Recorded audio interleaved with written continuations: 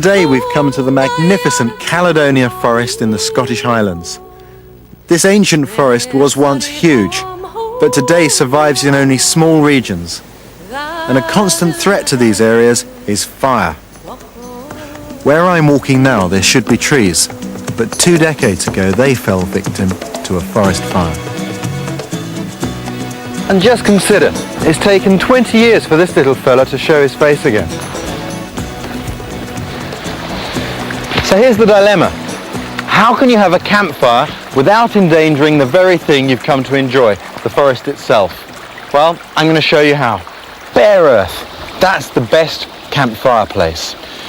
Even in a forest like this, the ground itself can burn. It's peat, and while you may not be aware of it, underneath your fire can be spreading sideways to come up maybe weeks later as a flare-up. By building on bare earth, we avoid that problem.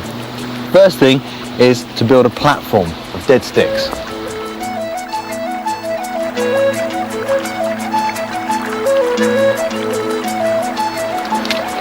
Now you should never have a fire without a really good reason.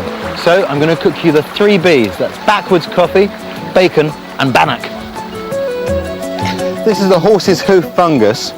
It's common in northern Scotland, growing on dead birch trees. Inside there's a layer of the fungus. You find it here, called amadou.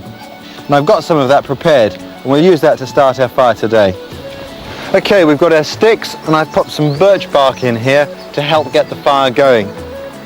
I've also got some lichen that we gathered earlier to take the spark from our amadou, from the fungus we've got.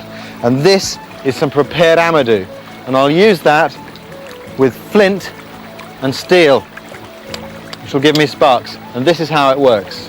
There we go. Now I'll put a little bit more fungus with that. You see it smoking there.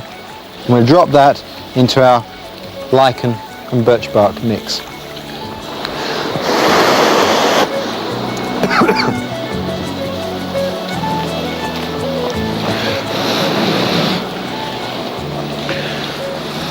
I'm going to use these pieces of wood to grill my bacon, but first I'm going to heat them.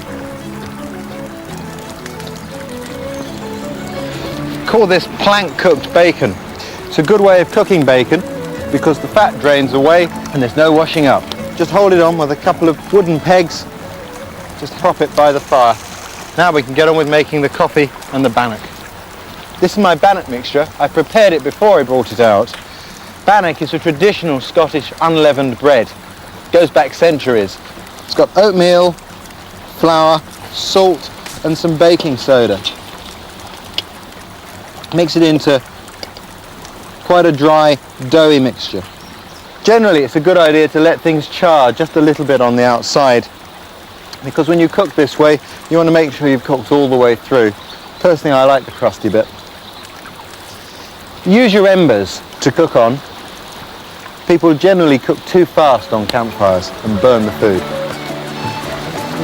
Coffee's in the can. Now we just check on our bacon. Just getting there.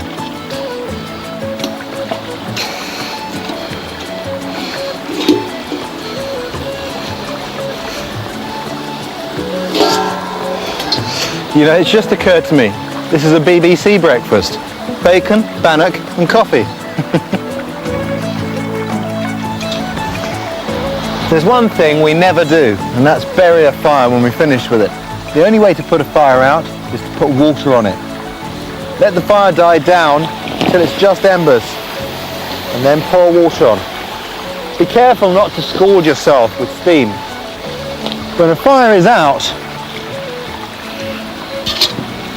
you can pick the embers up, and this must be your guide to a fire being out.